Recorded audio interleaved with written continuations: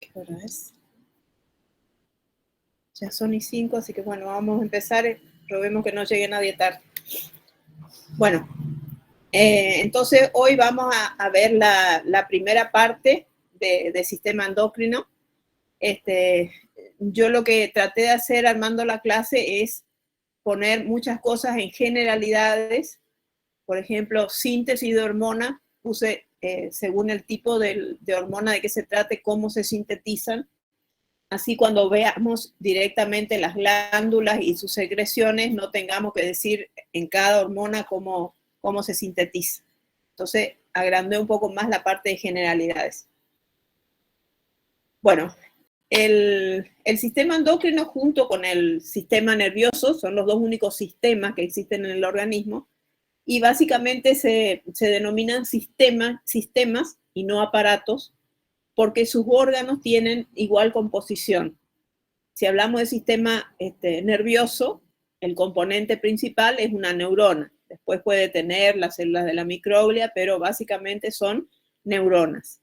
Y en el sistema endocrino, la constitución de los órganos que forman parte del sistema endocrino son todos glándulas endocrinas. Entonces, por eso son los dos únicos sistemas que hay en el organismo. Y el sistema endocrino, entonces, es el que se encarga de mantener un equilibrio en el medio interno, y el sistema nervioso se encarga más de los movimientos y de la relación de ese animal con el medio externo, pero actúan en forma conjunta. Por eso algunos de los órganos se llaman neuroendocrinos porque tienen una composición nerviosa, pero también sintetizan hormonas. Entonces se los denomina neuroendocrinos. Pero estos dos sistemas tienen distintas formas de actuar. Acá en este cuadro yo les puse cuáles son las diferencias que existen si está actuando el sistema nervioso o si está actuando el sistema endocrino. Fíjense, las diferencias las vamos a encontrar en la velocidad de reacción.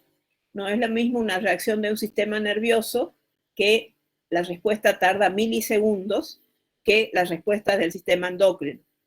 También hay diferencia en las vías que conducen los estímulos y en las funciones que regulan o coordinan esos dos sistemas, tanto el endocrino como el nervioso. Entonces, en el sistema nervioso, la velocidad de reacción que hablábamos recién es de tipo rápido y fugaz. Tarda milisegundos en hacer su efecto. ¿Cómo se transmiten ese estímulo? Mediante los nervios, en el caso del nervioso. Y las funciones que tiene, como les decía recién, tiene que ver con la relación del individuo con el medio y con el movimiento de ese animal.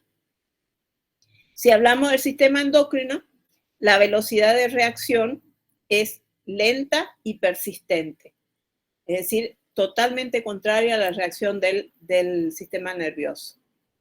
Las vías de estímulo se transmiten por la sangre, en lugar de la sinapsis, acá se transmite por la sangre. ¿Y cuáles son las funciones principales? Armoniza el metabolismo y la reproducción, es decir, todo lo que tenga que ver con la parte interna del animal. Después le puse este cuadrito que también he sacado del Sacristán, que el sistema endocrino libera mensajeros químicos a la sangre, en este caso estamos hablando de hormonas, y en el caso del sistema nervioso libera neurotransmisores a través de la sinapsis. En el caso del endocrino, el efecto es en muchas células dianas repartidas. ¿Qué quiere decir células dianas? Son las células sobre las que esa hormona va a producir su efecto. Por ejemplo, si hablamos de la hormona de crecimiento, todas las células del organismo son células que van a ser afectadas por la acción de la hormona somatotrofina. Entonces, muchas células son órgano blanco u órgano diana de esa hormona. En cambio, si hablamos del sistema nervioso, el efecto está restringido únicamente a células que estén inervadas. Si no, no puede haber neurotransmisor y por lo tanto no va a haber una respuesta. Empezamos. Esperen un momentito que entró alguien.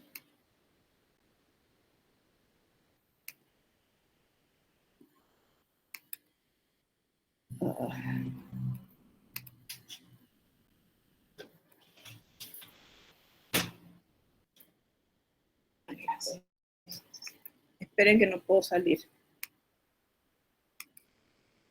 Ahí está.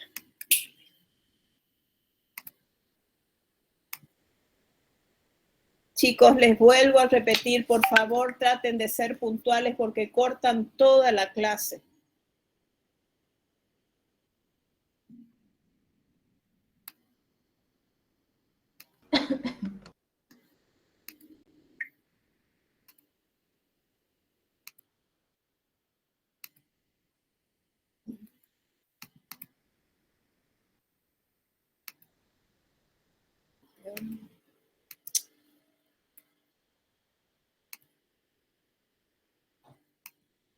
Ahora no sé por qué no puedo poner presentación.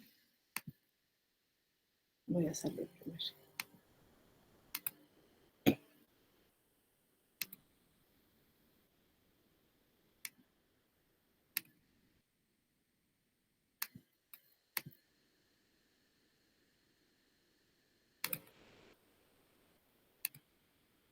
Bueno, estábamos acá entonces. La última diferencia que nos faltaba es que el sistema endocrino, el efecto se llevará a cabo durante un tiempo relativamente largo. Tengan en cuenta, si seguimos hablando de la hormona de crecimiento, hasta que no termine el crecimiento de ese animal, la hormona no puede dejar de actuar. En cambio, en el sistema nervioso, el efecto que se genera dura milisegundos. Es una respuesta y después termina ese efecto. Bueno, ¿cómo es el sistema que utiliza el sistema endocrino para poder actuar? Primero les leo y después les doy un ejemplo para que se ubiquen. En el esquema de comunicación clásico existe una fuente emisora, es decir, la fuente que va a producir una hormona, que es la glándula endocrina o neuroendocrina. Esa glándula integra la información.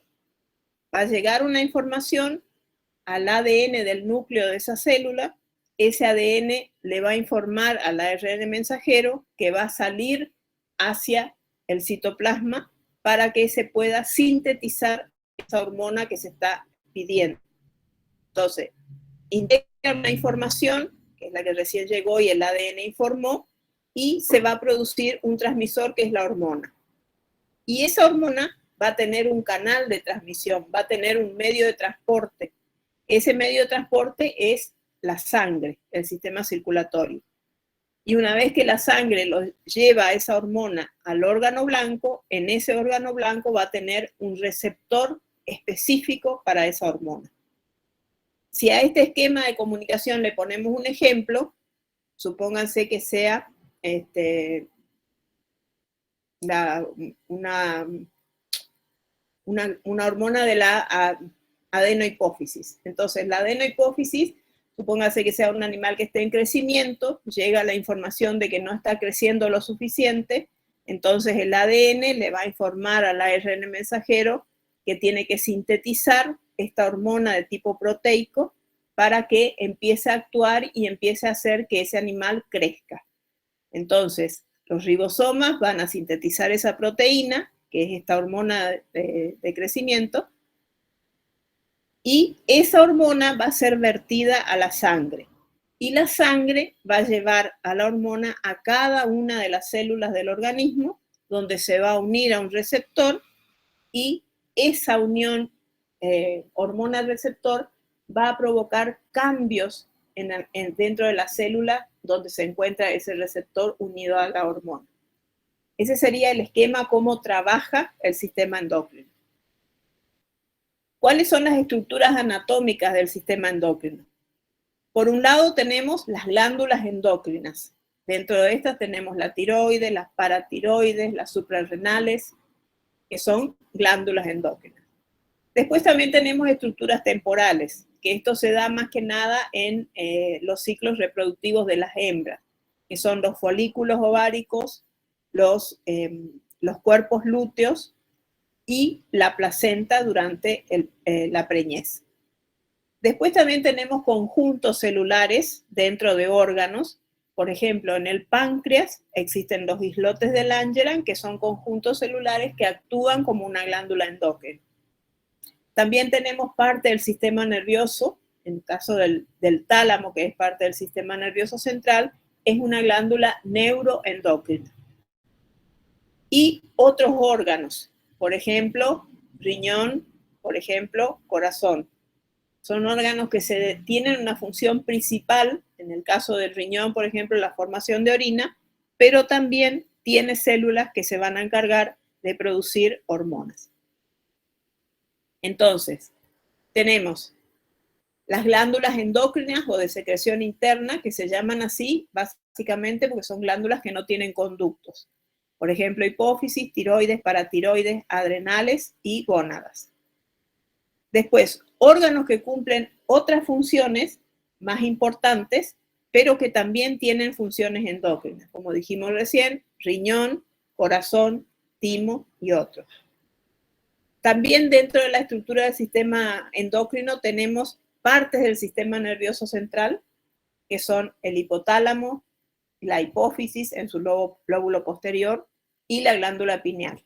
Esas son parte del sistema nervioso, pero que también pueden producir hormonas. Después también tenemos conjuntos celulares de función endocrina. Esto es lo que les decía, el ejemplo más claro son los islotes de Langerhans, incluidos dentro del parénquima del páncreas, como función endocrina. Y la función exócrina del páncreas está formada por los acinos, que van a producir el jugo pancreático. Y por último, las estructuras temporales con acciones endocrinas que dijimos se circunscriben al ciclo reproductivo de la hembra. Son estructuras que duran cierta parte de ese ciclo y que producen hormonas. Por ejemplo, los folículos, por ejemplo, los cuerpos lúteos y la placenta. Bueno, ¿cómo es la organización del sistema endocrino? Fíjense, esta sería toda la estructura del sistema endocrino en general. Tenemos órganos neuroendocrinos, ya les pongo el enlace. Tenemos órganos neuroendocrinos, el hipotálamo es parte del sistema nervioso central y la hipófisis tiene un lóbulo posterior o neurohipófisis que también es de tejido nervioso. Entonces, estas dos glándulas son neuroendocrinas. La hipófisis va a ir a actuar mediante las hormonas tróficas. Fíjense después que la adenohipófisis, por ejemplo, siempre todas sus hormonas terminan en la palabra trófico. Somatotrofina, tirotrofina, todo es porque tienen afinidad con ciertos órganos. Entonces, la hipófisis, formada parte del sistema neuroendocrino, va a ir a actuar a una glándula endocrina. Por ejemplo, la hormona estimulante de la célula, la tirotrofina, que es la estimulante de la célula tiroides, va a ir a actuar sobre la tiroides y esa tiroides va a producir hormonas que van a ir a actuar sobre los órganos diana. Ese ejemplo que pusimos de la tiroide, las T3 y la T4 tienen mucha acción en el metabolismo. Entonces, uno de los órganos diana va a ser el hígado. Y cuando actúa sobre el hígado, es que se van a producir los efectos biológicos de esa hormona. Entonces, tenemos dentro de la estructura de la organización del sistema endocrino, por un lado tenemos un primer nivel que son glándulas neuroendocrinas, que son el hipotálamo y la neurohipófisis. Después tenemos un segundo nivel donde están las glándulas endocrinas propiamente dichas. Tiroides, paratiroides, adrenales, etcétera, etcétera. Y el último nivel está formado por dónde van a ir a actuar esas hormonas de las glándulas endocrinas que van a ir a actuar sobre los órganos diana. Entonces tenemos un primer nivel, órganos neuroendocrinos, segundo nivel, glándulas endocrinas y tercer nivel, los órganos diana u órganos blancos. Acuérdense que esos órganos diana u órganos blancos tienen que tener sus células un receptor específico para cada hormona. Bueno, ¿cuáles son las glándulas endocrinas que vamos a estudiar? Empezando de craneal hacia caudal. En la cabeza vamos a estudiar la hipófisis, la glándula pineal y el hipotálamo. Después nos vamos a ir hacia la parte del cuello, donde tenemos tiroides y paratiroides. En la parte de la cavidad abdominal, debajo de la primera y segunda vértebra lumbar, vamos a encontrar a cada lado del riñón las glándulas suprarrenales. También en la primera curvatura que forma el duodeno, cuando sale del estómago, vamos a encontrar el páncreas, que es una glándula alargada de color amarillento, que es una glándula endoexócrina. Y por último, si este animal es una hembra, tenemos los ovarios, y si es un macho, los testículos, es decir, las gónadas. ¿Qué quiere decir que son glándulas endócrinas? Fíjense, en este caso, siempre cuando el animal tiene activa la embriogénesis, tenemos una capa de células, una capa epitelial, y esa capa de células epiteliales se van a invaginar, va a hacer que las células bajen y se va a formar una glándula. Cuando esta glándula tiene contacto con la superficie epitelial de ese desarrollo embrionario, esta glándula es una glándula exócrina. ¿Por qué? Porque tiene un conducto y el conducto va a hacer que lo que produzca esta glándula sea eliminado hacia la luz de ese órgano o hacia el exterior. Ahora, ¿qué pasa si este grupo de células pierde contacto con el epitelio? Toda esta parte del conducto se pierde y queda un grupo de células. Esa glándula no tiene conducto.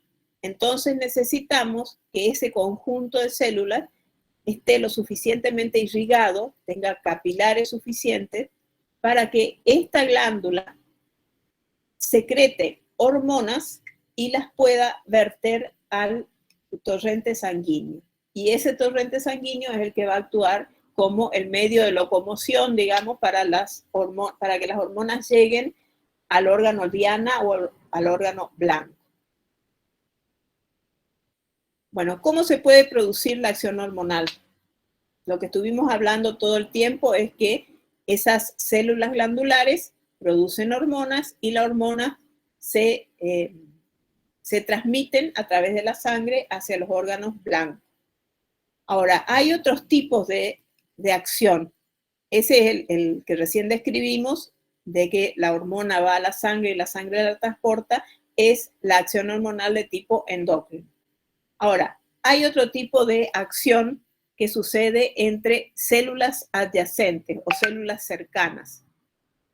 Este es el caso, no sé si se acuerdan cuando vimos en el primer cuatrimestre en circulación en lechos especiales, habíamos visto que los vasos sanguíneos en la capa endotelial, en la capa mucosa del vaso sanguíneo, producía la endotelina, y la endotelina, producida en la mucosa del vaso, iba a ir hasta la capa muscular e iba a producir su acción. Ese entonces es un tipo de comunicación parácrina. Y por último, tenemos el tipo de relación que es autócrina, que es cuando la célula produce una sustancia que afecta a la misma célula o a células que son iguales a ella. Por ejemplo, si ustedes tienen se introduce un antígeno al organismo, automáticamente salen a través de los capilares los glóbulos blancos, y cuando salen los glóbulos blancos producen unas interleuquinas que lo que hacen es hacer que vengan al lugar donde se está produciendo el ataque, que vengan más glóbulos blancos. Ese sería un tipo de acción autócrina. ¿Profe? Sí. ¿Hay algún otro ejemplo de parácrina? De la célula endotelial que actúa en la mucosa, y después había en la submucosa, me parece que en la no, porque eran varias sustancias producidas. Ese es el ejemplo que me acuerdo. En este momento no se me viene otro ejemplo. Bien, gracias. Bueno, esto, volviendo a la estructura, acuérdense, tenemos dos órganos neuroendocrinos, el hipotálamo, la hipófisis. Esa hipófisis va a producir del hipotálamo, se producen factores liberadores. En realidad son factores liberadores y factores inhibidores. que van a ir a actuar sobre la secreción de la hipófisis, produciendo liberación o inhibición de esas hormonas. La hipófisis va a producir hormonas tróficas, es decir, que van a tener afinidad por ciertos tejidos, que van a ir a actuar sobre las glándulas específicas. Y esas glándulas van a producir hormonas que actúan sobre los órganos blancos. ¿Qué son las hormonas? Para definir las hormonas, primero podríamos decir que deriva del griego hormón, que quiere decir excitante. Y también la podemos definir como mensajeros químicos del cuerpo, que viajan por la sangre hacia los tejidos u órganos. Surten su efecto lentamente, para compararlo con el nervioso, y con el tiempo actúan sobre muchos procesos. No es que van a actuar sobre uno solo. O también podemos decir que son productos químicos sintetizados por tejidos específicos, en este caso glándulas endocrinas, transportados por la sangre para actuar a bajas concentraciones en los órganos blancos. Ahora lo que vamos a hacer es clasificar las hormonas. Y las hormonas se clasifican según su composición química. Y según su composición química las podemos dividir en tres grandes grupos. Hay algunas hormonas que son lipídicas, hay otras que son proteicas o peptídicas y otras que derivan de aminoácidos. Las hormonas lipídicas, en este caso estamos hablando de las hormonas esteroides, son hidrófobas, es decir, no tienen afinidad por el agua. Estamos hablando de lípido, así que no tienen afinidad por el agua. Es decir, que para poder transportarse en la sangre, que es líquida, necesitamos que se unan a proteínas. Por eso se llaman lipoproteínas, es cuando se unen a las proteínas. Y esas proteínas son proteínas transportadoras, para que puedan transportarse, y a su vez estas hormonas esteroides no se pueden almacenar, no es como el caso de las proteicas que se pueden almacenar dentro de la célula. En este caso las esteroides no se pueden almacenar. Entonces lo que se hace es, mientras están unidas a proteínas, no son funcionales. Entonces, mientras están unidas a proteínas, se las considera como en reserva. Una vez que se separan de las proteínas, tienen que producir su acción. Después tenemos las proteicas o peptídicas, las que al ser hidrosolubles, se transportan libres en la sangre. No necesitan de proteínas transportadoras. Y por último, los que son derivados de aminoácidos son hidrosolubles y circulan unidas a proteínas transportadoras, como es el caso de las hormonas tiroideas, y en algunos casos, pocos, pueden transportarse en forma libre. Entonces, dijimos que según la composición química, las hormonas se pueden clasificar en hormonas proteicas, que son las hormonas proteicas o peptídicas. Estas hormonas, ya para que se vayan haciendo una idea, todas las hormonas o los factores producidas por el hipotálamo, por la hipófisis, una de las hormonas producida en la tiroides, que es la calcitonina, no la T3 y la T4, las producidas en la paratiroides, páncreas, todas son de tipo peptídica o proteica esas hormonas. Entonces, hipotálamo, hipófisis, la calcitonina de la tiroides, la paratormona de la paratiroides, las hormonas del páncreas, todas son proteicas.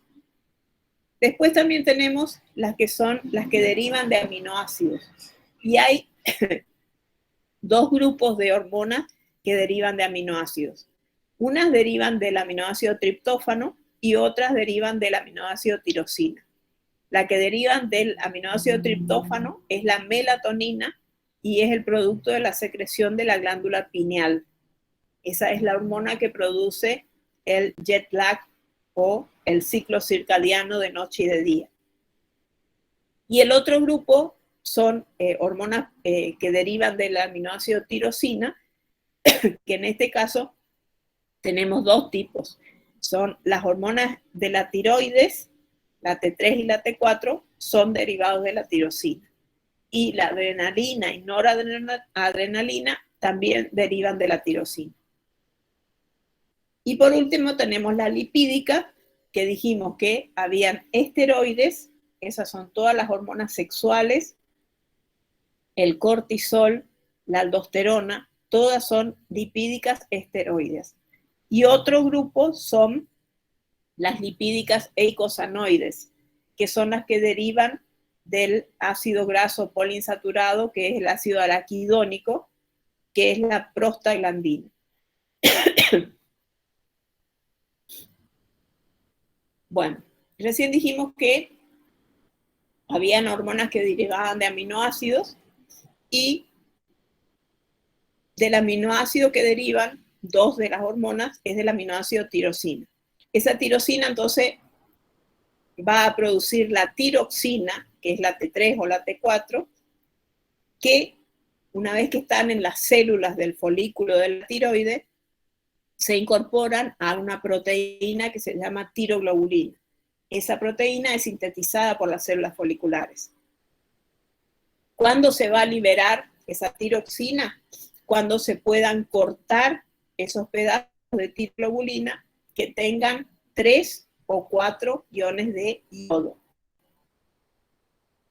Y en la sangre van a circular con una globulina, es decir, con una proteína que es fijadora de tiroxina. Y la otra que es derivada de la tirosina son la adrenalina y noradrenalina.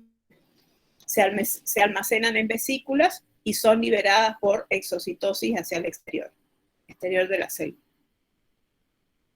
Esto lo tienen que aprender, pero es para que se den una idea de la composición química del aminoácido y cómo es la composición química de la tiroxina y de la adrenalina.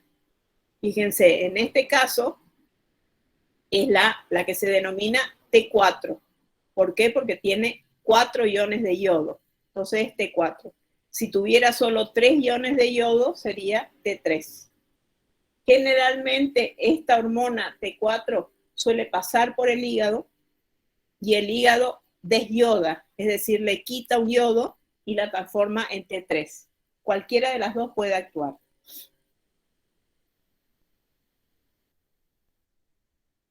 Bueno, y el otro aminoácido del que hablábamos es el triptófano, y del triptófano deriva la melatonina, hormona de la glándula pineal.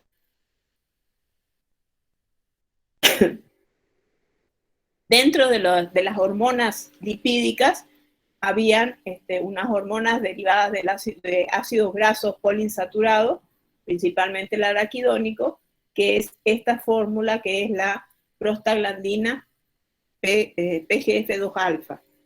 Esta es una glandina que si alguno se va a dedicar a reproducción es muy importante porque es una hormona que se produce en el útero y que lo que hace es destruir el cuerpo lúteo. Se usa esta hormona para sincronizar celos. En general, ¿cuáles son las funciones hormonales? Ya más o menos los dijimos al principio cuando comparamos con el nervioso, pero bueno. En general, mantiene la homeostasis. Eso es lo principal. Regula el metabolismo hidroelectrolítico, el metabolismo de glúcidos, el metabolismo de lípidos y el metabolismo de proteínas. Todos los metabolismos de los principios nutritivos regulan las hormonas. También regulan la producción, uso y almacenamiento de energía. También da respuesta a situaciones de emergencia, que son las situaciones de estrés. Esa es la hormona cortisol, que es la hormona del estrés. Y también regula la función reproductiva general. Bueno, ahora como les decía, en la parte de generalidades vamos a ver ya cómo se sintetiza cada tipo de proteína. Así cuando estudiemos las glándulas y sus hormonas, directamente vamos a decir de qué tipo es, pero ya la síntesis ya la estudiamos en generalidades. Con respecto a las hormonas proteicas, como toda síntesis de proteínas, siempre va a pasar lo mismo. El núcleo tiene que recibir la información, el ADN es la que va a transformar esa información en la sustancia que necesita esa célula.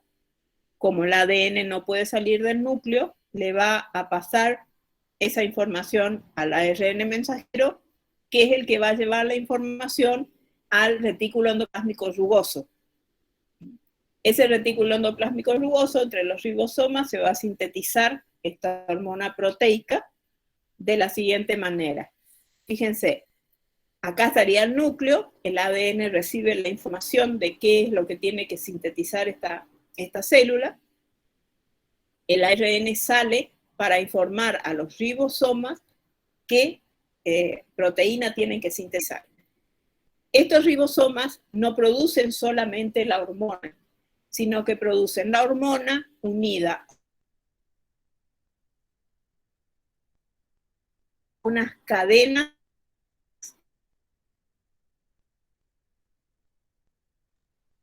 en estas vesículas. Es decir, antes de los ribosomas van a liberar una pre-pro-hormona. Pre, esa parte del péptido señal, pro serían las cadenas polipeptídicas y la hormona. Una vez que sale del retículo endoplásmico rugoso, que ya sale envuelta en estas vesículas, saltar a la cara cis del aparato de Golgi, y dentro del aparato de Golgi, bueno, primero no, desde el ribosoma hasta el citoplasma, va a perder el péptido señal y se va a transformar en prohormona. Esa prohormona, es decir, la hormona y las cadenas peptídicas, van a estar incluidas dentro de estas vesículas de transmisión. Esas vesículas van a entrar al Golgi y van a salir por la cara trans del Golgi, ya como hormona. Esa hormona va a ser incluida dentro de esas vesículas de secreción y esas vesículas de secreción se van a despegar del aparato de Golgi y tenemos que hacer que la vesícula se acerque a la membrana plasmática de esa célula, que tiene que tener, para que esa vesícula sea exocitada, tiene que haber calcio. Si no hay calcio, no se va a poder exocitar esa vesícula. ¿Está? Entonces, dijimos que la pre-prohormona era el péptido señal más cadenas polipeptídicas más la hormona. Una vez que sale del retículo endoplásmico rugoso, va a perder el péptido señal y se va a transformar en prohormona, es decir, las cadenas peptídicas y la hormona. Y una vez que pasa por el Golgi, se va a separar de las cadenas peptídicas y va a estar ya la hormona que va a estar lista para ser exocitada. ¿Vamos hasta ahí? Sí. Bueno. Ahora vamos a la síntesis de hormonas esteroides. Acuérdense que estamos hablando de lípidos. Entonces, acá las organelas que van a actuar a nivel celular van a ser distintas a las que actuaron para formar una proteína. En este caso, vamos a tener dos. Bueno, primero lo que tenemos que hacer es que del hígado vamos a sacar el colesterol, que es un lípido, y en base a ese colesterol vamos a sintetizar las hormonas que son de tipo esteroide, por ejemplo, la testosterona. Entonces, acá las organelas que nos interesan a nosotros son las mitocondrias y el retículo endoplásmico liso. ¿De qué va a depender que estén dentro de las mitocondrias o dentro del retículo endoplásmico liso? Va a depender básicamente de las enzimas que hay dentro de la mitocondria y de las enzimas que hay dentro del retículo endoplásmico liso. Acuérdense que cuando nosotros estudiamos biología, decíamos la función del retículo endoplásmico liso es sintetizar lípidos. Acá está una de las funciones que tanto hablábamos cuando hablábamos en biología. Entonces, esta es la membrana plasmática de la célula.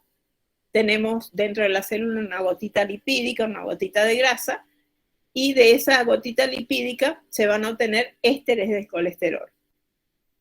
Ese colesterol va a entrar a la mitocondria. ¿Por qué va a entrar a la mitocondria? Porque la mitocondria tiene una enzima que va a transformar el colesterol en pregnenolona.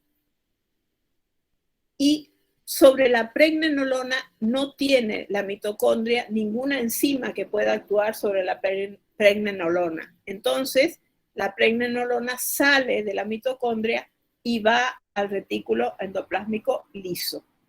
En ese retículo endoplásmico liso se divide, porque tiene enzimas que van a degradar hasta el desoxicortisol. En este caso yo le estoy poniendo como ejemplo la síntesis del cortisol, pero es igual para todas las otras hormonas. Entonces transforman esa pregnenolona después de 3 pasos a desoxicortisol. Ahí ya se acabaron las enzimas del retículo endoplásmico liso, entonces el desoxicortisol sale y vuelve a entrar en la mitocondria, que tiene una enzima que va a degradar el desoxicortisol a cortisol. Y ese cortisol es el que va a ser eliminado hacia el exterior para que cumpla su función. ¿Cuáles son todas las etapas? Ahí tienen. La pregnenolona es se transformó el colesterol en pregnenolona en la mitocondria, salió de la mitocondria y transformó la pregnenolona en progesterona y después en progesterona y 11 desoxicortisol. Hasta ahí había enzimas para degradar esos principios nutritivos, esos principios químicos. Ya el desoxicortisol no hay enzimas que actúen, así que sale y vuelve a entrar a la mitocondria, donde se transforma en cortisol. Esto no se mareen, pero es simplemente para que ustedes vean por qué se producen o dónde se producen las distintas degradaciones del colesterol. Fíjense, esta es la fórmula del colesterol y las enzimas están puestas. Las que están de color rosado son las enzimas que están presentes en las mitocondrias. Y las que están de color verde son las enzimas que están en el sistema retículo endotelial liso. Entonces el colesterol, por una enzima que hay en la mitocondria, se transforma en pregnenolona. Sale de la mitocondria, va al retículo endoplásmico liso y se transforma en progesterona, desoxicorticosterona, hasta que vuelve otra vez acá tienen una enzima de la mitocondria, que la va a terminar de transformar en cortisol. Eso les puse simplemente para que vean con los colores dónde están cada grupo de enzimas. ¿Alguna duda? Bueno. No, profe. Bueno, estamos hablando mucho del colesterol y van a encontrar en los libros que lean, van a encontrar que hay 2 tipos de colesterol. Por un lado, acuérdense que al ser el colesterol un lípido, necesita, para ser transportado, estar unido a una proteína. Entonces, es una lipoproteína la que circula por la sangre. Ese es el colesterol unido a una proteína. Y existen 2 tipos de colesterol. Un colesterol de alta densidad, en inglés, y otro de baja densidad. Entonces se dice que el colesterol de alta densidad es el que se considera el colesterol bueno. ¿Por qué? Porque la sangre toma ese HDL, que es una lipoproteína, y lo que hace es llevar ese HDL al hígado y así el hígado pueda transportar hacia el exterior por la circulación enterohepática ese colesterol. Entonces por eso se considera que el de alta densidad, HDL, es el colesterol bueno, porque el organismo trata de eliminarlo. En cambio, el de baja densidad, la lipoproteína de baja densidad, esa lipoproteína lo que se produce es que se acumula, por ejemplo, en los vasos sanguíneos. Entonces se forman esas placas ateromatosas que producen alteraciones a nivel circulatorio. ¿Está? Entonces, para que tengan en claro, colesterol HDL es el que siempre se transporta hacia el hígado y el hígado, a través de la circulación enterohepática, lo transporta hacia el exterior.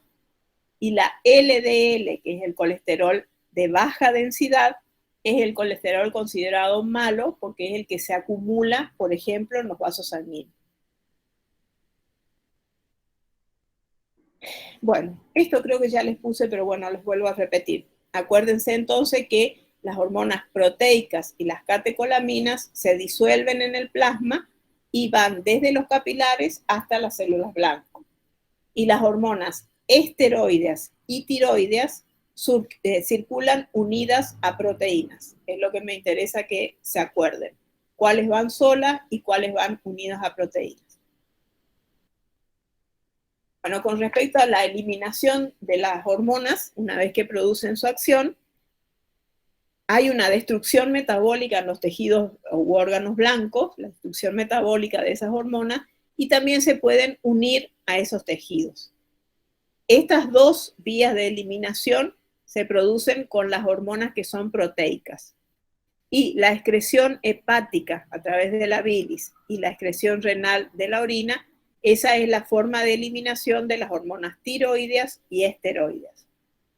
Y con respecto a la vida media, fíjense, los esteroides suprarrenales, que son la aldosterona, el cortisol, las hormonas sexuales, duran 20 a 100 minutos.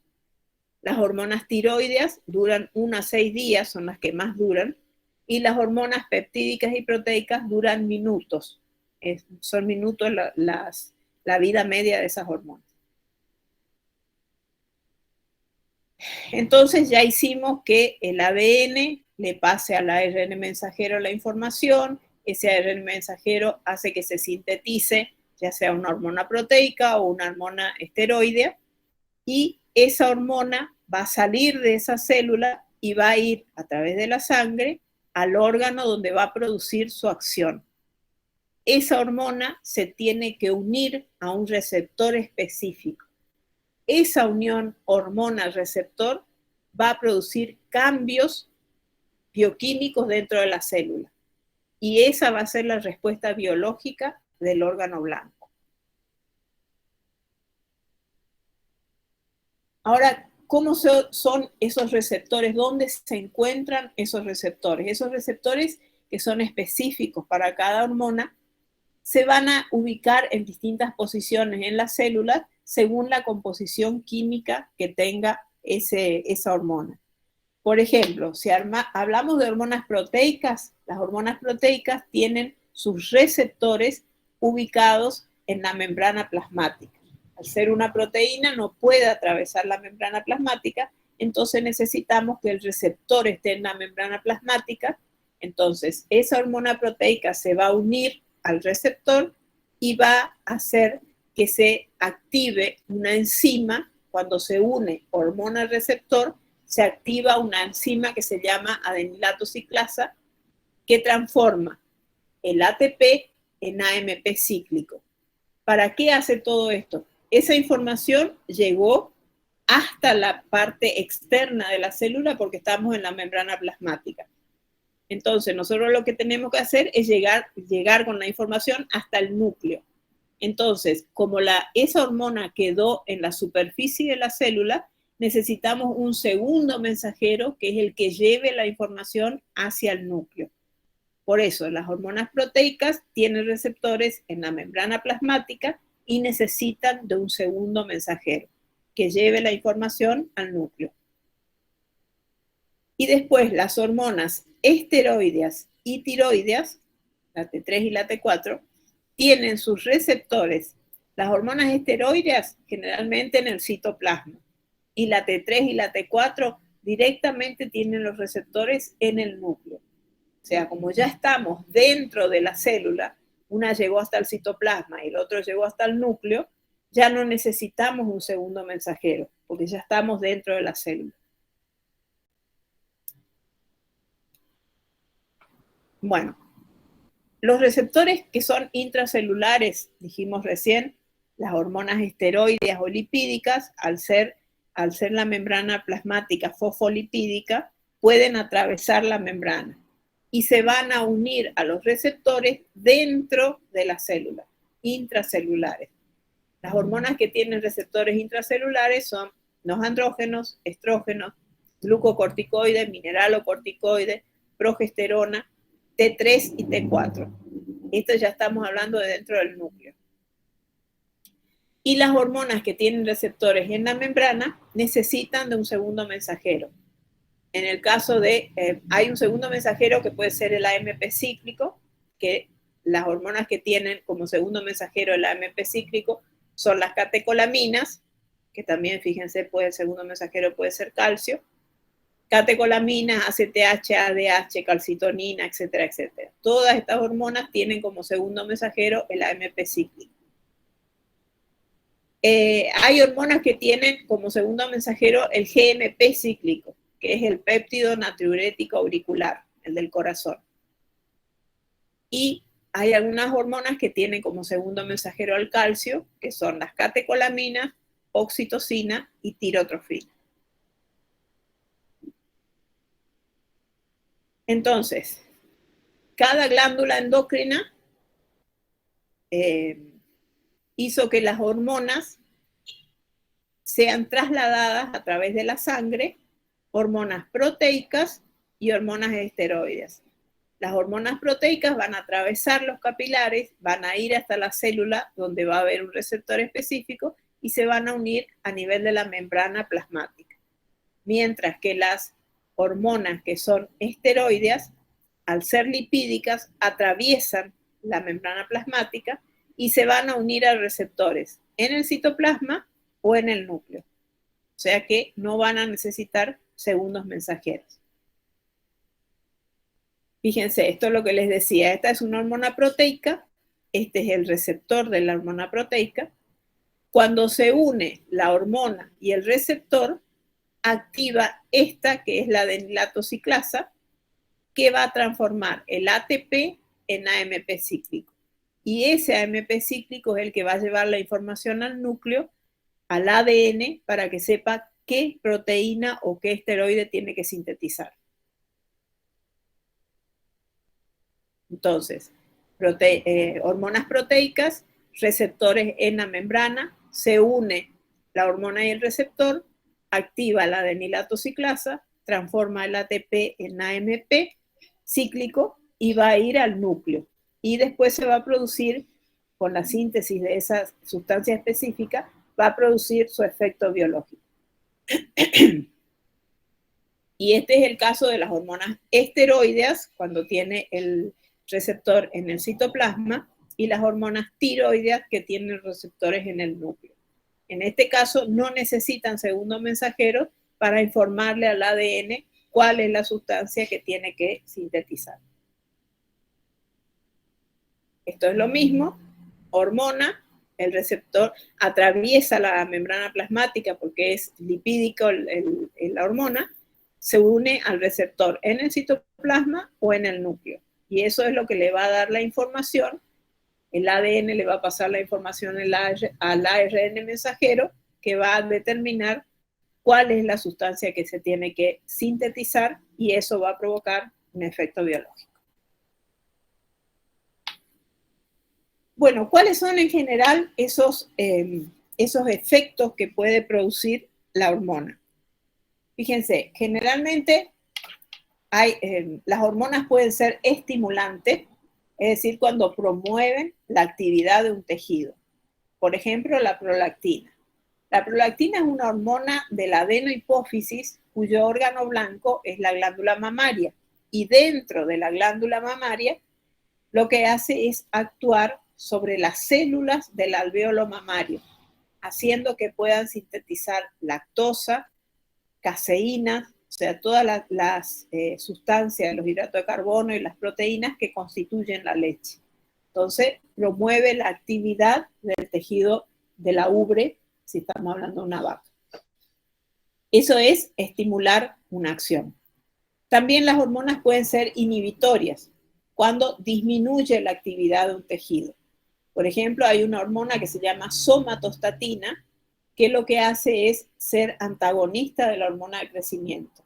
Esta hormona lo que hace es frenar todos los procesos de crecimiento. Por eso, siempre si saben el nombre de la hormona, normalmente van a saber la acción que cumple.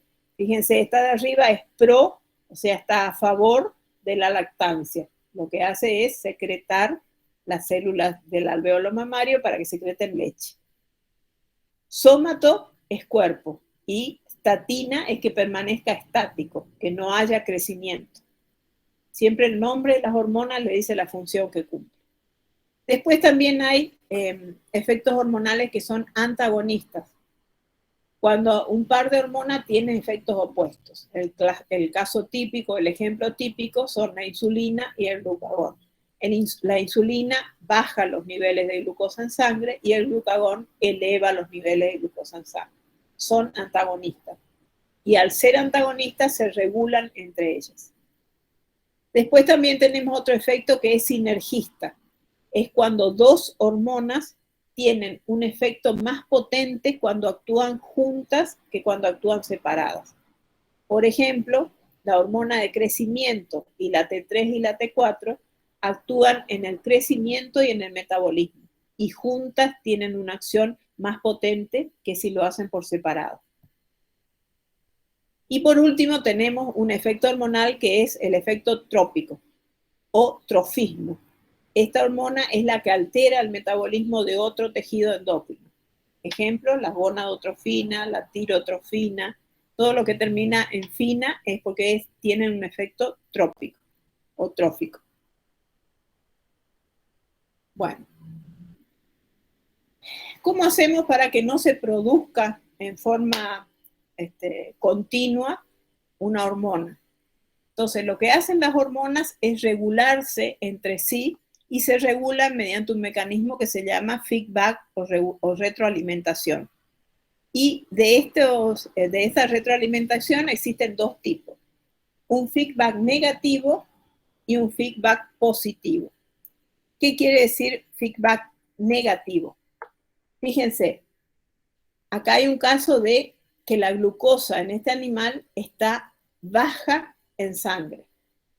Y este constituye el estímulo inicial. Entonces, esta información, glucosa baja en sangre, va a ir al páncreas. ¿Cuál va a ser el receptor específico en el páncreas que la glucosa está baja en sangre?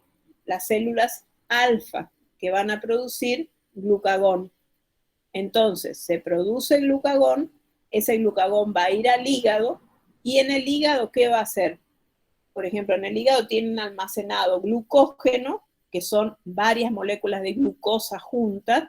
Entonces lo que va a hacer es, va a ir al hígado, va a escindir las uniones de ese glucógeno y va a transformarla en glucosa. Y esa glucosa la va a mandar a la sangre. ¿Y qué va a pasar? Que la glucosa va a aumentar el contenido en el plasma. O sea que va a haber un aumento de glucosa en sangre. Cuando el estímulo inicial, este es el estímulo inicial, es contrario al estímulo final o al resultado, eso es un feedback negativo. ¿Está? Si pasa lo contrario, supónganse que sea la glucosa está alta en sangre. Ese sería el estímulo inicial, glucosa alta en sangre. Va a ir esa información al páncreas, pero los receptores no van a estar en las células alfa, sino van a estar en las células beta, que ¿qué van a producir? Van a producir insulina. Y la insulina, ¿qué va a hacer? Va a hacer lo contrario. Si encuentra glucosa, va a hacer que en el hígado se unan las glucosas para formar glucógeno. Entonces va a sacar la glucosa de la sangre y el resultado final va a ser que esta glucosa va a disminuir en sangre. Y entonces el estímulo inicial va a ser contrario al resultado final. ¿Está? ¿No están dormidos? Sí, profe. Bueno, ahora vamos a el feedback positivo. En realidad, en el organismo hay solamente dos feedback positivos, que son la coagulación. Ustedes saben que las plaquetas se empiezan a pegar sobre la herida de un vaso sanguíneo, y eso hace que se peguen más plaquetas, que haya una agregación secundaria. Eso es un feedback positivo. Y el otro es este feedback, que cuando el feto ya está a término, cuando el feto está grande, entre la cabeza y los miembros anteriores empiezan a pegar contra el cuello del útero. El cuello del útero tiene terminaciones nerviosas que van a ir a informar al hipotálamo que se está por empezar a producir el parto. Entonces va a aumentar desde la neurohipófisis la producción de oxitocina. ¿Qué va a hacer la oxitocina? Va a empezar a contraer esta parte del útero, entonces la cabeza y las manos de este ternero van a pegar más fuerte sobre el cuello del útero y se va a volver a hacer que se produzca más oxitocina. O sea, el estímulo inicial es oxitocina alta y el resultado final es oxitocina alta. Ese es un feedback positivo.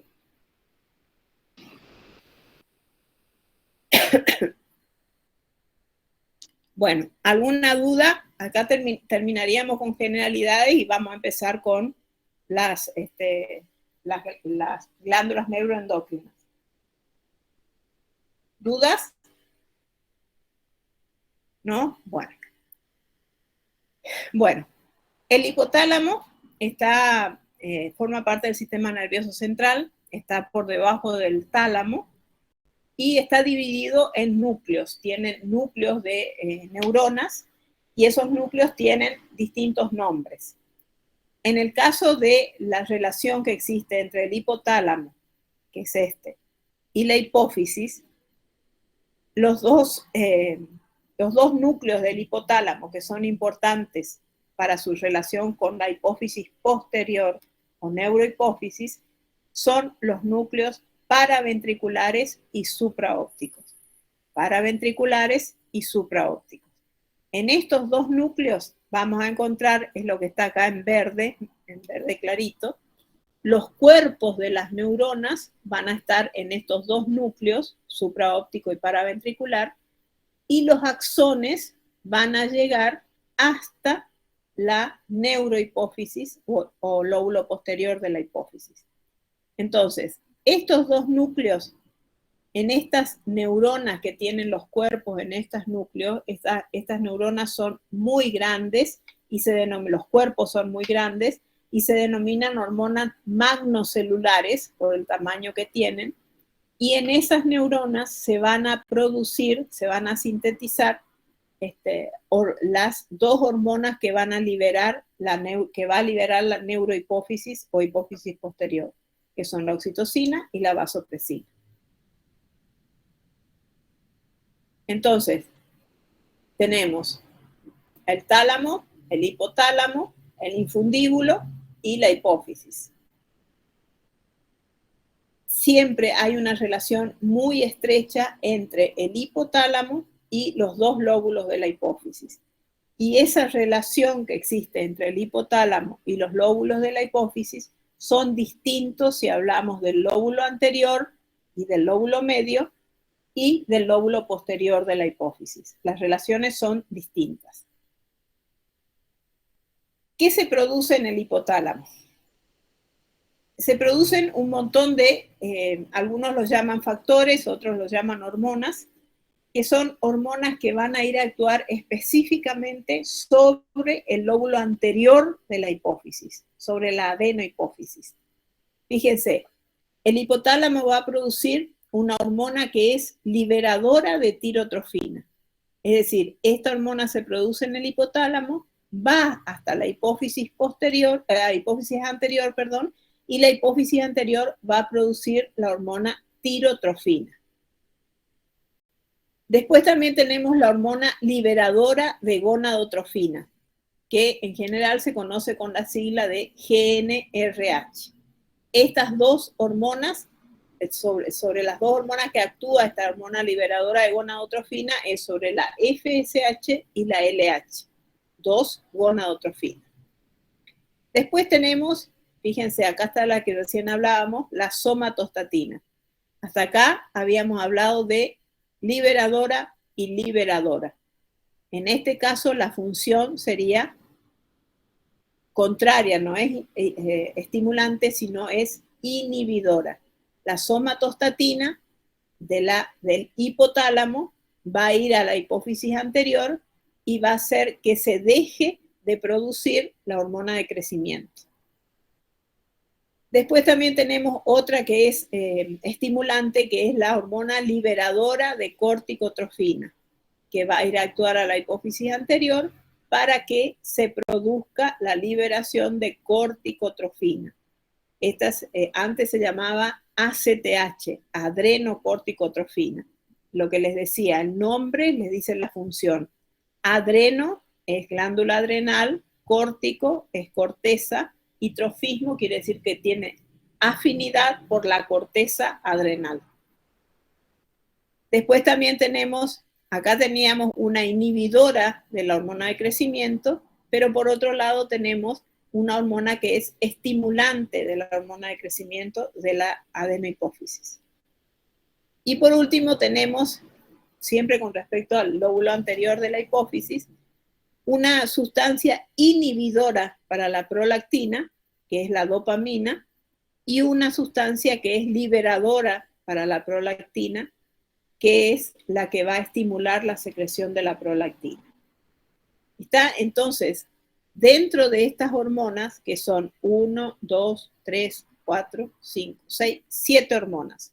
Son 7 hormonas de las cuales 5 son estimulantes, liberadora de tirotrofina, liberadora de gonadotrofina, liberadora de corticotrofina, liberadora de hormona de crecimiento y de prolactina. Todas esas son estimulantes. Y las 2 inhibidoras son la somatostatina y la inhibidora de la prolactina. Esas son entonces las hormonas que produce el hipotálamo y que va a ir a actuar sobre el lóbulo anterior de la hipófisis. Después también existe una hormona activadora y una inhibidora para la hormona que se produce en el lóbulo intermedio de la hipófisis, que es la melanotonina. La melatonina es una melanotonina. La melanina es el pigmento de la piel y esta es una hormona que activa el pigmento que se encuentra en las células. Bueno, entonces dijimos recién que el hipotálamo tiene relación tanto con el lóbulo posterior como con el lóbulo anterior. El lóbulo posterior es una glándula neuroendocrina y el lóbulo posterior es la adenohipófisis, que es una glándula secretora. Entonces, hay una relación distinta si hablamos de el hipotálamo y la adenohipófisis y otra relación entre el hipotálamo y la neurohipófisis. Fíjense, la relación entre el hipotálamo y la neurohipófisis es de tipo nervioso.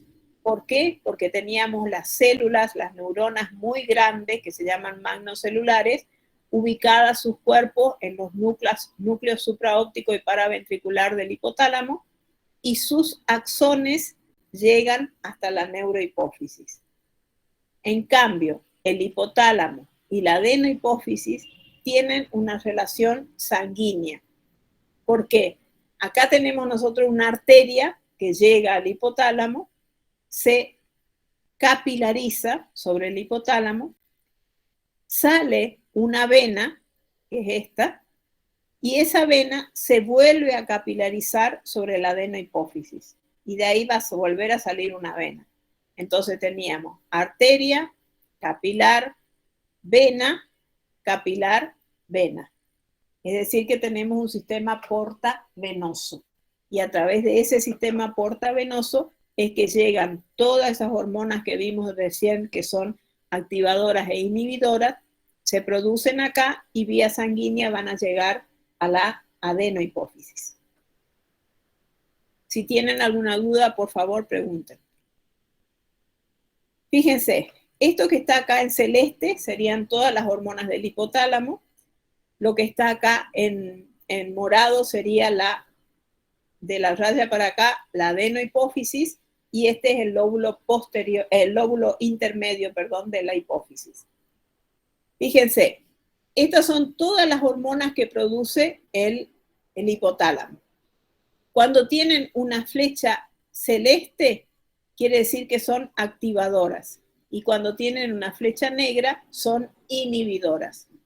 Entonces, con respecto a la prolactina producida por la adenohipófisis, que va a ir a actuar sobre la glándula mamaria, el hipotálamo produce la dopamina, que inhibe la producción de la prolactina, y produce la TRH, que activa la producción de prolactina. Con respecto a las gonadotrofinas, GnRH, lo que va a hacer es estimular la producción de FSH y LH. Estas dos van a ir a actuar tanto en ovarios como en testículos. Después también tenemos una hormona que estimula, hormona estimulante de la tirotrofina. Esa va a hacer que la TSH aumente su producción. Y por otro lado tenemos la somatostatina, que no solo inhibe a la hormona de crecimiento, sino que también inhibe la producción de TSH a través de la adenohipófisis. Bueno, y esta es la hormona estimulante de la hormona de crecimiento. Y por último tenemos el factor que estimula la producción de adrenocorticotrofina, que va a ir a actuar sobre la corteza de la glándula adrenal. Y con respecto al lóbulo intermedio, que produce una sola hormona, que es la hormona que actúa sobre los pigmentos de la piel, la melanina, hay un factor que estimula y un factor que inhibe la producción de esta hormona del pigmento de la piel. Esta hormona es mucho más importante en los vertebrados inferiores, en los que cambian, se camuflan con el medio ambiente, los que cambian de color, en esas especies son importantes. En los mamíferos nuestros, en los que nosotros estudiamos, no tiene mayor importancia. Bueno, fíjense, eso les puse para que ustedes vayan viendo cómo se va a producir si queremos que aumente o disminuya la producción de ciertas hormonas. Fíjense, cuando la FSH empieza a actuar a nivel del ovario, el ovario tiene folículos y esos folículos empiezan a dividirse, esas células foliculares, y se van a transformar en esto que es un folículo antral. Esto sería un folículo secundario que tiene el antro, la cavidad, todavía muy pequeña.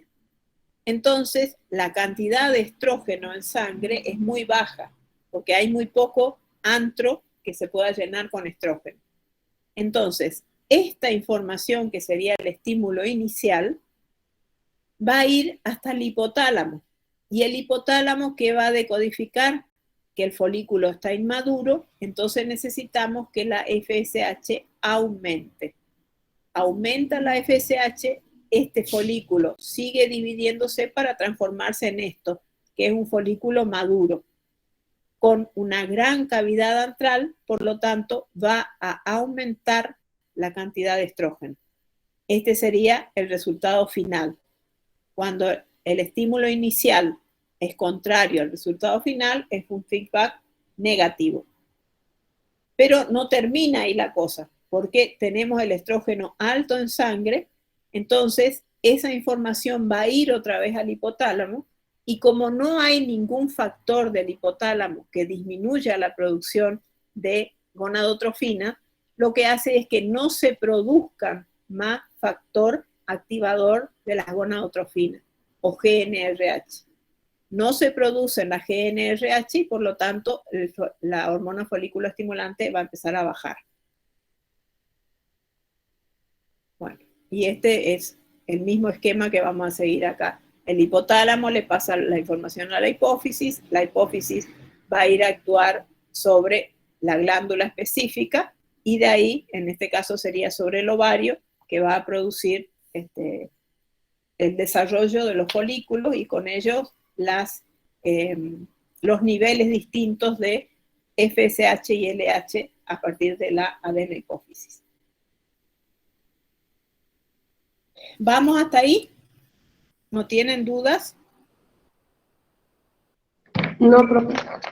Bueno, no. Entonces ahora empezamos con la adenohipófisis. Ya dijimos que todas las hormonas producidas por la adenohipófisis son hormonas de tipo proteico. Entonces, Son 6 las hormonas que se van a producir en la adenohipófisis. Tenemos la prolactina, la hormona folículo estimulante, que se llama igual para el macho y para la hembra. Tenemos la hormona, la otra gonadotrofina, es la LH, que se llama así por la hembra. Eso quiere decir hormona luteinizante.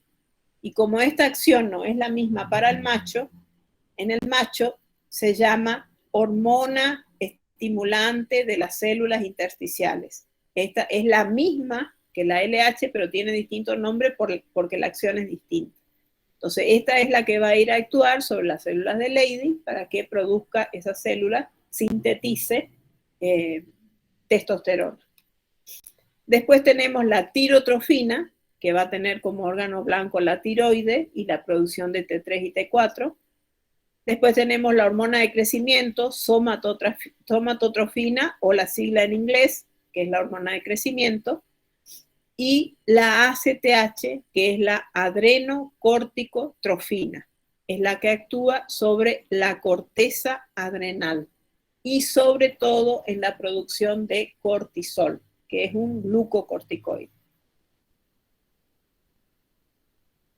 Bueno, la ACTH, adrenocorticotrofina, es una hormona proteica producida por el lóbulo anterior de la hipófisis, y las acciones, las más importantes, yo traté de ponerle las más importantes, es que conserva la homeostasis del metabolismo y media la reacción endocrina del estrés.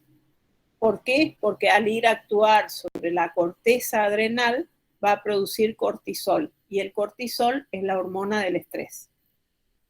Induce la formación de hormonas esteroides, es decir, la esteroideogénesis, sea la producción de corticoides, andrógenos y en menor medida mineralocorticoides, que son las 3 hormonas que se producen en la corteza adrenal.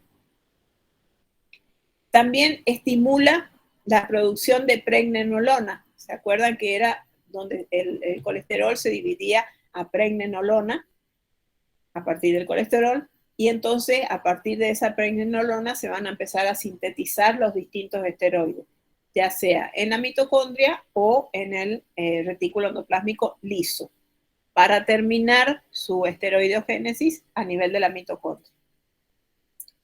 También tiene una molécula dentro de su estructura, una molécula muy parecida a la hormona del lóbulo intermedio de la hipófisis.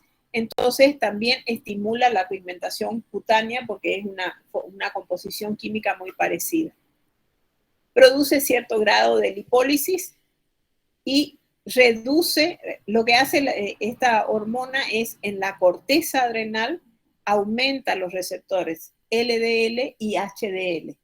¿Por qué? Porque necesitamos que esa célula tenga colesterol para que pueda realizarse la esteroidogénesis. Entonces eso es lo que hace la ACTH. Aumenta el número de receptores para LDL y HDL, que son los 2 tipos de colesterol. Bueno, el segundo mensajero de la ACTH es el AMP cíclico.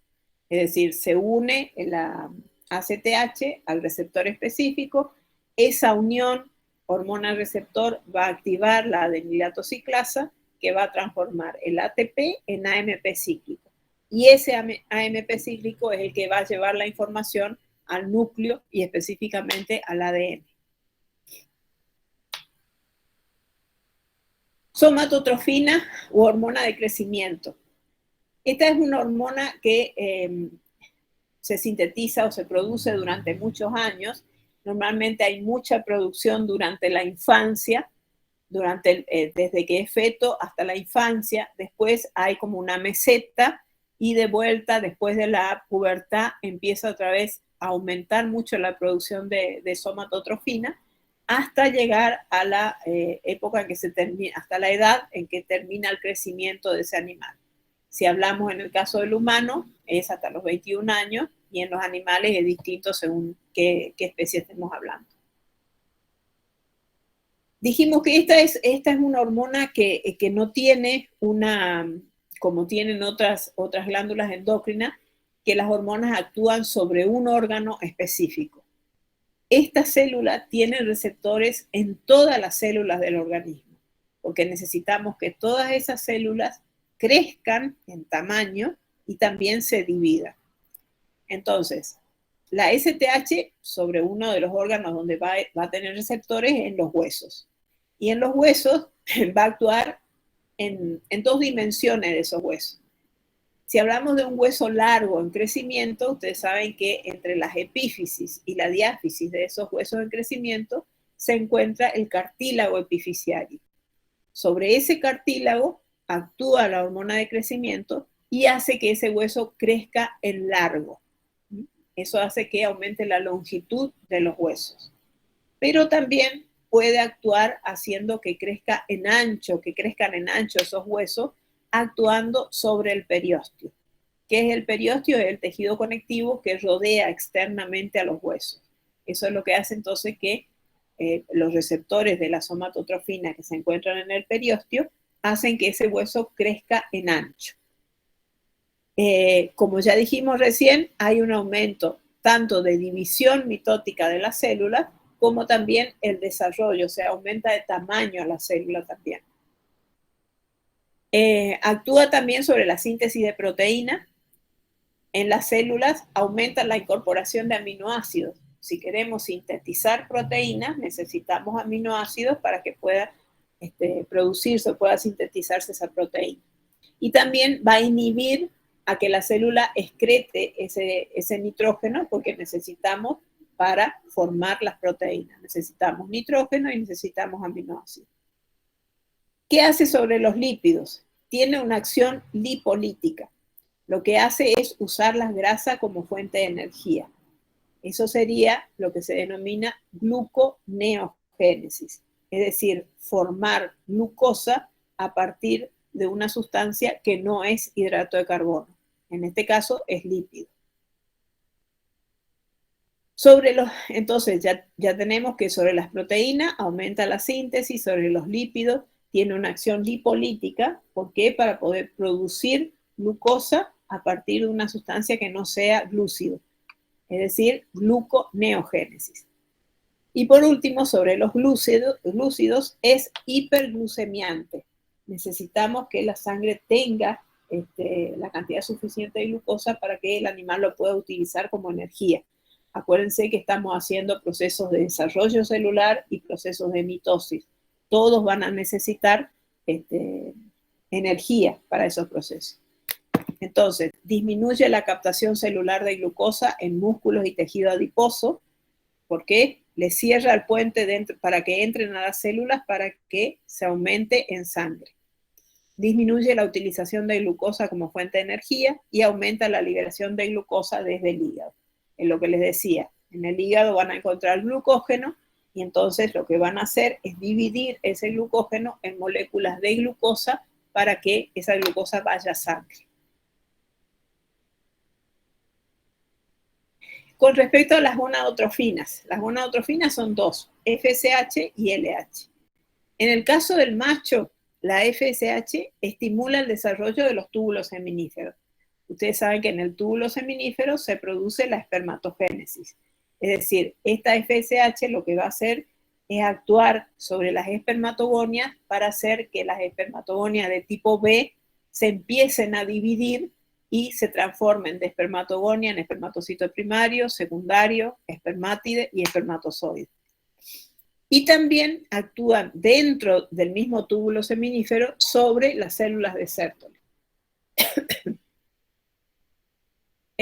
Con respecto a la hembra, la FSH, del macho estamos hablando, la FSH favorece la aparición de receptores de LH en las células de Leydig. O sea, la FSH lo que va a hacer es que las células de Leydig tengan más receptores para la LH, así se pueda sintetizar más testosterona.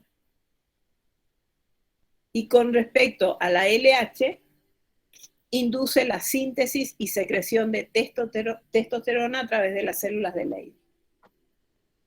Con respecto a las dos gonadotrofinas en la hembra, la FSH, como su nombre lo indica, hormona estimulante de los folículos, regula el desarrollo del folículo ovárico. lo que hace es que las células del folículo se empiecen a dividir y esa división va a hacer que empiecen a separarse las células y se formen como islotes dentro del folículo, y esos islotes van a estar llenos de la primera hormona producida por el ovario, que es el estrógeno. Entonces, por eso la FSH estimula la producción de estrógenos dentro de los folículos. Con respecto a la LH, el nombre les está diciendo, es hormona luteinizante.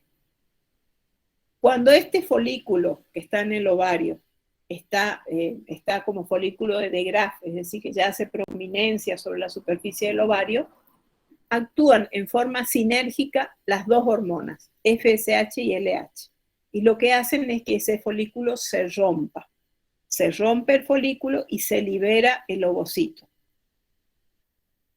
Y después, en ese lugar que quedó de la ruptura del folículo, las células se empiezan a reorganizar, las células de la teca se empiezan a reorganizar. Ya no hay FSH porque está inhibida y sigue actuando la LH. Lo que hace es luteinizar, es decir, lo va a transformar en una glándula endocrina de color amarillo que se produce en el ovario, que es el cuerpo lúteo.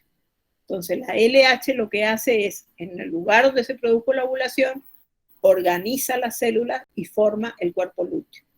Y ese cuerpo lúteo va a producir la segunda hormona del ovario, que es la progesterona. Y además, acuérdense que ustedes habrán visto en biología que el ovocito, que está contenido dentro de los folículos, no terminó la meiosis. Falta todavía que termine la meiosis 2. Entonces, la maduración final de esa meiosis también va a depender de la LH.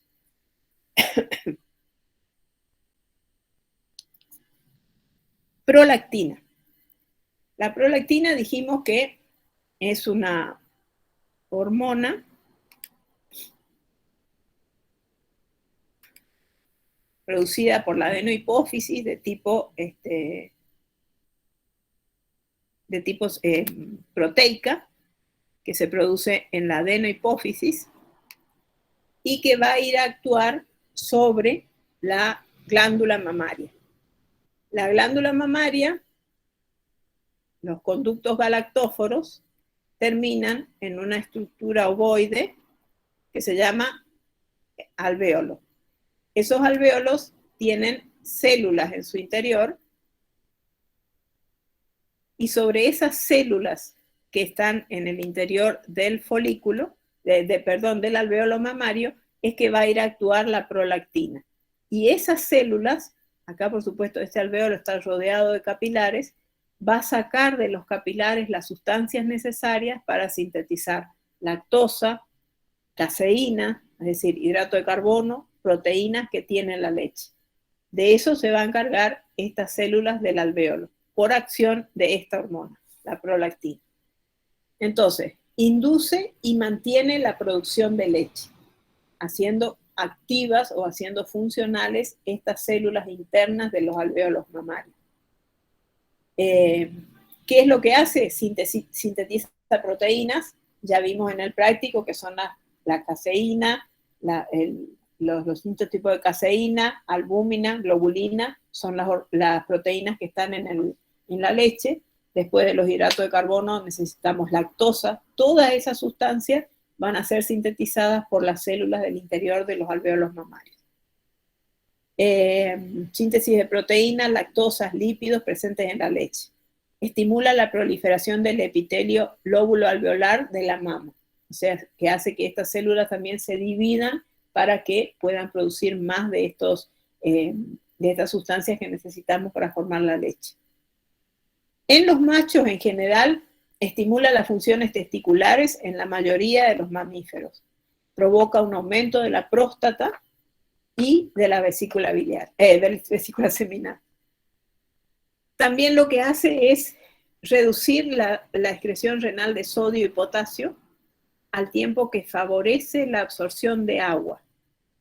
Estamos diciendo que de la sangre tiene que sacar todos esos componentes para poder sintetizar proteínas, para poder sintetizar hidrato de carbono, pero también necesitamos agua, porque la leche, 99% es agua. Entonces, por eso favorece la absorción de agua en todas las regiones del intestino. Induce el incremento del tamaño de las células de la mucosa intestinal. ¿Para qué? Para que a través de las microvellosidades se pueda absorber más líquido. También induce, esto es por fuera del aparato de la glándula mamaria, induce la maduración del pulmón en los fetos a término, induce la maduración del pulmón e interviene en la producción de factor surfactante. Y también estimula la secreción de insulina pancreática. Todo tiene una razón de ser. Lo que hace la insulina es bajar los niveles de glucosa en sangre. Entonces lo que va a hacer es abrir los canales de estas células para que la glucosa pueda entrar y así se pueda sintetizar lactosa, que es un glúcido que está presente en la leche. ¿Está? Bueno, esas son las funciones generales, las más importantes de la prolactina. Bueno, esta, al ser una hormona de tipo proteico, ya saben, se une a la membrana con el receptor y necesita de un mensajero, de un segundo mensajero, que en este caso es el AMP cíclico. Después tenemos la tirotrofina, que como su nombre lo indica, va a ir a estimular la hormona tiroides. En este caso, para que la hormona tiroides produzca T3 y T4. ¿Qué hace esta TSH? ¿Cuáles son las funciones? Estimula el crecimiento y la vascularización de la tiroides. Necesitamos que el órgano esté preparado para que pueda sintetizar estas hormonas que van a ir a actuar sobre todo el metabolismo de ese animal. Induce los pseudópodos de las células foliculares.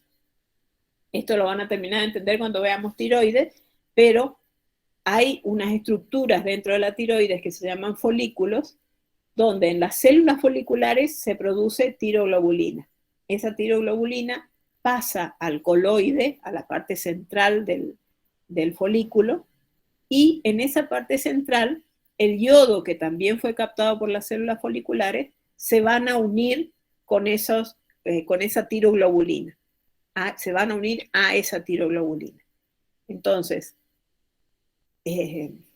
cuando está la tiroglobulina con los iones de yodo, las células foliculares van a producir unos pseudópodos que lo que van a hacer es englobar esa tiroglobulina con los iones de yodo e incorporarla de nuevo a la célula folicular. Por eso es que induce pseudópodos de las células foliculares. Aumenta la síntesis de tiroglobulina, les dije que era una proteína que se hace a partir del aminoácido tirosina y que es el lugar donde se van a ir a pegar los iones de yodo. También aumenta en esas células foliculares la captación de yodo. Las células foliculares captan desde los capilares el yodo que entran a la célula, después pasan al coloide y se oxidan. Y ahí sí están en condiciones de unirse a la tiroglobulina. Y también aumenta la síntesis proteica, la glucólisis y la glucogenólisis. Bueno, en este caso también tenemos la TSH, al ser una hormona proteica, necesita un segundo mensajero que tiene una adenilatociclasa, por lo tanto el AMP cíclico también es el segundo mensajero de esta hormona. Entonces esas son las 6 hormonas de la adenohipófisis. Ahora, el lóbulo medio. El lóbulo medio de la hipófisis, en el humano, por ejemplo, el lóbulo medio de la hipófisis es, después del nacimiento prácticamente se atrofia el lóbulo medio, pero sí es muy importante en reptiles. Es una hormona proteica que lo que hace es estimular los cambios de color de los anfibios y reptiles para que se puedan camuflar con el medio ambiente. Y también para los comportamientos que son de agresión o el comportamiento de cortejo. ¿Qué hace esta hormona? Que es la hormona estimulante de los melanocitos. Estimula el crecimiento y proliferación de los melanocitos en la epidermis. Melanocitos son las células que contienen el pigmento de la piel, a la vez que induce la síntesis de melanina. ¿Se acuerdan que era una hormona derivada del aminoácido triptófano? Y también la dispersión de sus gránulos, incrementando la pigmentación cutánea. Está implicada en los cambios de color del pelaje de animales expuestos a grandes variaciones de intensidad de luz y a otros factores ambientales. Hay una característica especial que se da en las aves, que si tiene deficiencia de esta hormona del lóbulo medio, no tiene color en las plumas, pero si ustedes le inyectan la hormona, todas las plumas se vuelven de color negro. Es una característica que tienen las aves. Bueno, y otras acciones que no tienen que ver con la pigmentación, en el caso de esta hormona estimulante de los melanocitos, es que posee una acción antipirética, es decir, baja la temperatura sobre los centros hipotalámicos y termorreguladores, y posee una acción antiinflamatoria al inhibir la interleuquina 1 y estimular el eje adrenal. Bueno, pero lo que me interesa mayormente es la acción de esta hormona, sobre todo en los anfibios y en los reptiles. Algunos se va a dedicar a la fauna silvestre y entonces les va a servir esto. Bueno, ahora terminamos con los dos lóbulos que son glandulares de la hipófisis y pasamos a la parte neuroendocrina de la hipófisis, que es la neurohipófisis o lóbulo posterior. Las hormonas que son liberadas desde la neurohipófisis se sintetizan en los somas neuronales de los núcleos supraóptico y paraventricular del hipotálamo. Y son secretadas, ¿se acuerdan que habíamos visto la síntesis? Son hormonas proteicas, entonces se sintetiza la hormona junto con el péptido señal, con las cadenas peptídicas, pero la particularidad que tienen esto es que tienen una sustancia que se llama neuroficina, que son las encargadas de transportar esas hormonas a través del axón de esa neurona. ¿Tá? Entonces, aparte del péptido señal, de las cadenas polipeptídicas y de la hormona, tenemos estas neuroficinas que transportan la hormona a través del axón y por lo tanto van a pasar del hipotálamo por el infundíbulo hasta llegar al lóbulo posterior o neurohipófisis. ¿Cuáles son esas dos hormonas que se sintetizan en los lóbulos supraóptico y paraventricular? Son la oxitocina y la hormona antidiurética o vasopresina. Fíjense, en los ribosomas de esta neurona van a sintetizar. Esto que está acá es la hormona vasopresina o antidiurética. Esto que está en azul es la hormona. Y la va a sintetizar junto con un péptido señal y las cadenas polipeptídicas que habíamos visto en la síntesis de hormonas proteicas. Pero en este caso necesitamos que estas hormonas sean transportadas a través del axón. Entonces producen esta sustancia que no estaba en las otras hormonas proteicas, que es la neuroficina, que es la que se va a encargar de transportar a través del axón. Entonces, péptido señal, hormona, todo esto es neuroficina y las las cadenas polipeptídicas.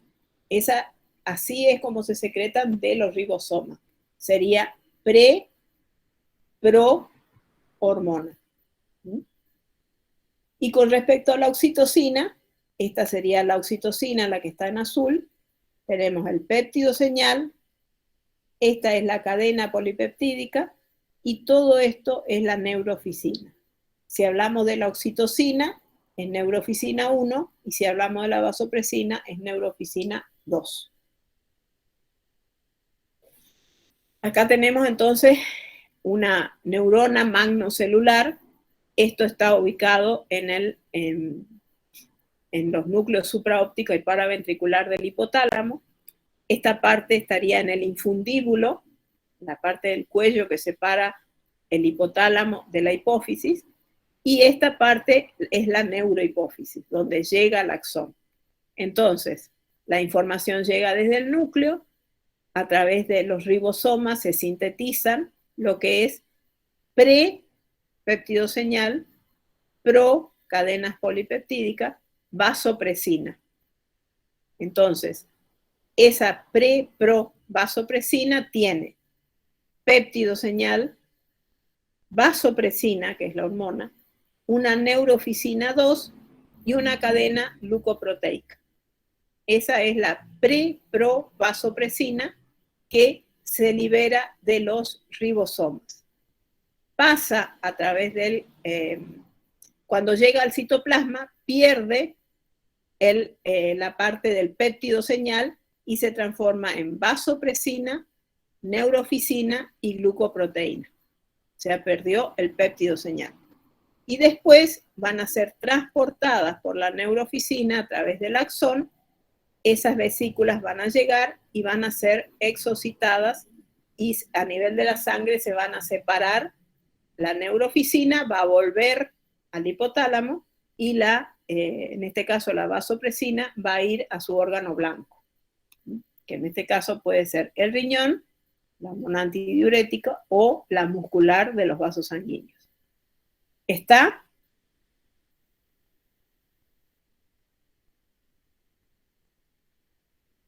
¿Están despiertos, chicos? Sí, profe. Bueno. Entonces, ese es el mecanismo. Ven que siempre el mecanismo es el mismo. Los ribosomas, pasa al aparato de Golgi, del Golgi se va perdiendo el péptidoseñal y después, por último, pierden las cadenas polipeptídicas para quedar la hormona sola.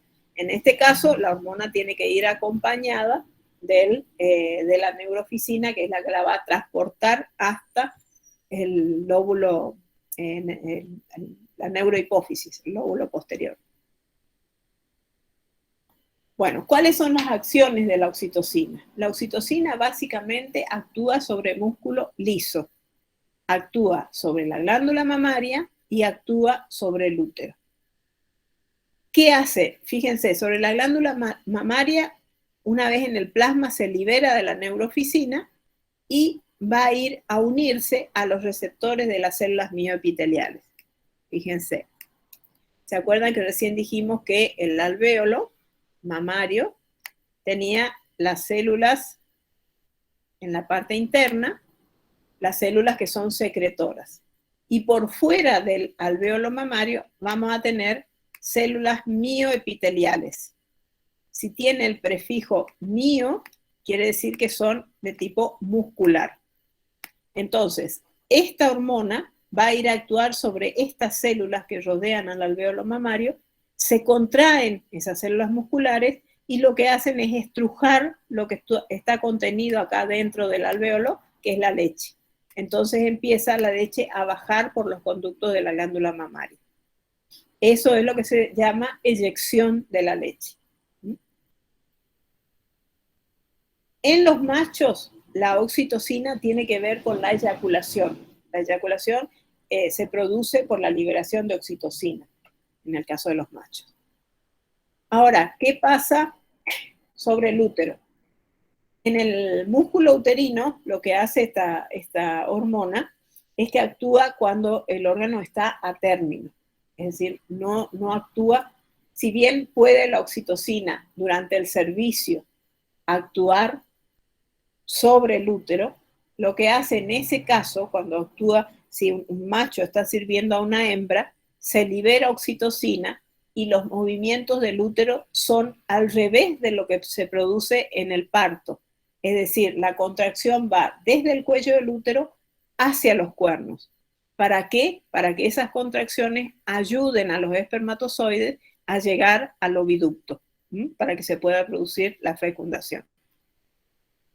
Entonces, en el útero, la oxitocina es transportada por el torrente sanguíneo, disminuye la actividad ATPasa, calcio, magnesio, incrementa, por lo tanto, la concentración de calcio en el citoplasma.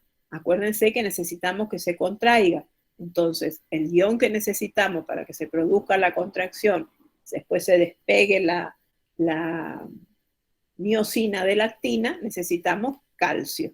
Por eso aumenta la producción de calcio dentro de las células del miometrio. Y activa el mecanismo de contracción de la fibra muscular, que es el miometrio del útero.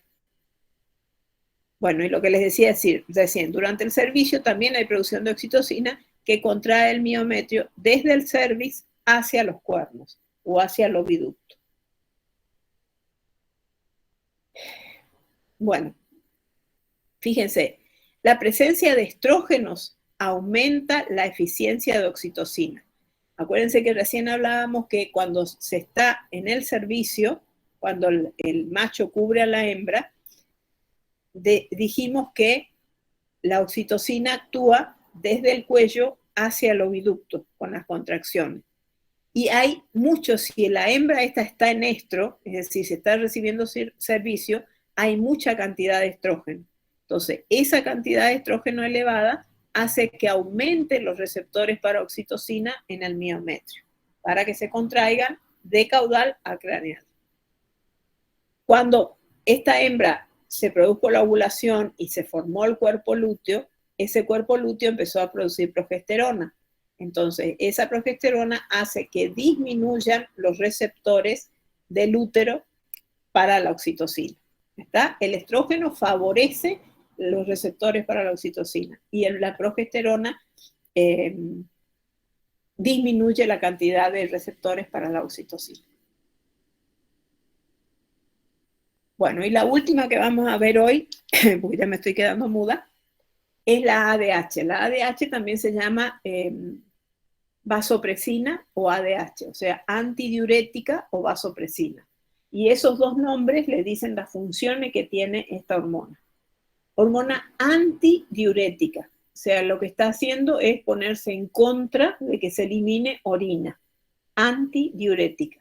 Entonces, lo que hace es actúa sobre los túbulos colectores, incrementando la reabsorción de agua por los riñones. Se hace que se quede en el organismo el agua y no que sea eliminada con la orina. El otro nombre que les dije era antidiurética o vasopresina. Lo que hace...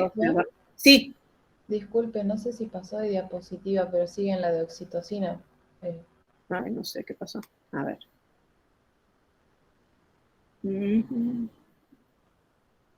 Espera, voy a... Ahora sí se ve ADH.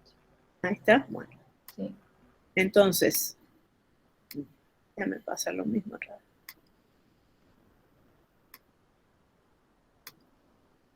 A ver, voy a volver a poner.